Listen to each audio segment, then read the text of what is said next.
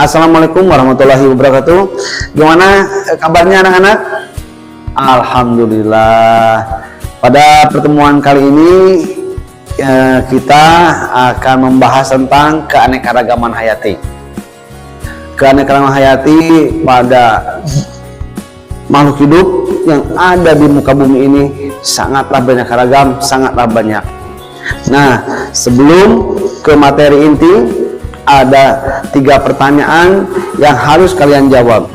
Yang pertama, sebutkan struktur organisasi kehidupan dari mulai tingkat terkecil sampai tingkat terbesar, ya, sesuai dengan apa yang kalian sudah pelajari. Pertanyaan yang kedua, coba lihat kanan kiri teman kalian, ya, sama tidak? Ayo. Iya, tidak sama kan? Nah, pertanyaannya, kenapa tidak sama? Sekarang pertanyaan yang ketiga.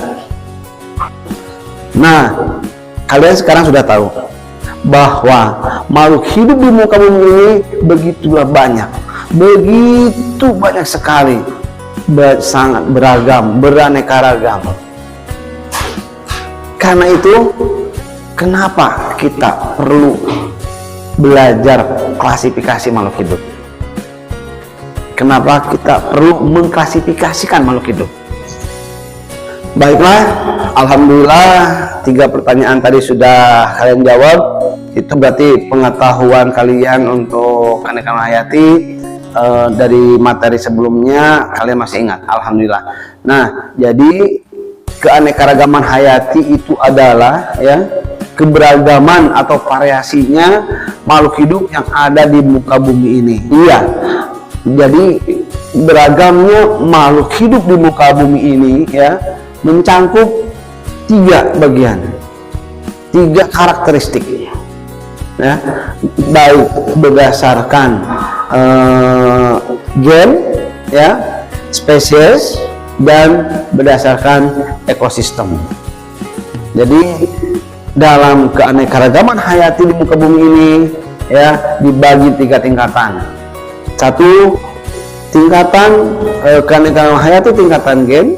2, tingkat keanekaragaman hayati tingkatan spesies. 3, keanekaragaman hayati tingkatan ekosistem. Nah, untuk keanekaragaman hayati tingkatan gen, yaitu keanekaragaman hayati makhluk atau keanekaragaman makhluk hidup dalam satu spesies. Contohnya pada bunga mawar. Nah, keanekaragamannya apa? Ada bunga mawar merah, ada bunga mawar putih. Kalau bunga mawar merah dan bunga mawar putih melakukan perkawinan silang, ya, berarti nanti turunan dari hasil dari perkawinannya itu bisa jadi masih ada bunga mawar merah, masih ada bunga mawar putih, dan bisa jadi ada bunga mawar pink. Itu berarti keanekaragaman hayati tingkatan gen pada satu spesies.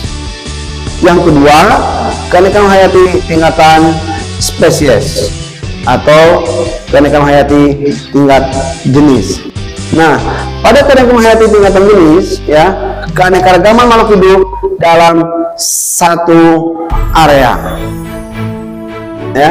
Jadi di dalam satu area itu banyak berbagai spesies, ya. Untuk keanekaragaman hayati tingkatan spesies, yaitu keanekaragaman hayati, ya, pada tingkatan spesies yang menempati dalam satu area, ya. Nah, bisa dikatakan keanekaragaman hayati dalam satu genus atau famili. Untuk contoh hewannya, misalnya famili kucing. Nah, untuk famili kucing, spesiesnya ada kucing, ada harimau, ada singa, ada macan. Itu adalah untuk genus kucing. Dan yang ketiga, keanekaragaman hayati tingkatan ekosistem. Pada keanekaragaman tingkatan ekosistem merupakan keanekaragaman hayati yang ada dalam satu tempat atau habitat. Contoh ya, ekosistem sawah berarti dalam satu tempat, di tempat sawah itu terdapat satu banyak spesies yang menempati sawah tersebut. Ada padi, ada burung, ada ular, ya, bahkan ada ikan. Itu semua makhluk hidup yang ada pada satu tempat, pada satu ekosistem, yaitu ekosistem sawah. Demikian keanekaragaman hayati ya untuk pertemuan kali ini ya. Kesimpulannya, keanekaragaman hayati itu keanekaragaman hayati tingkat.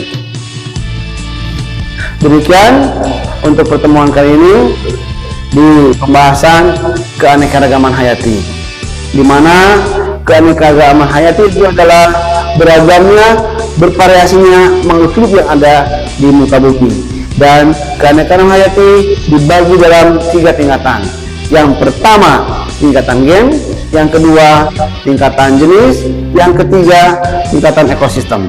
Ya, Bapak akhiri pertemuan kali ini ya.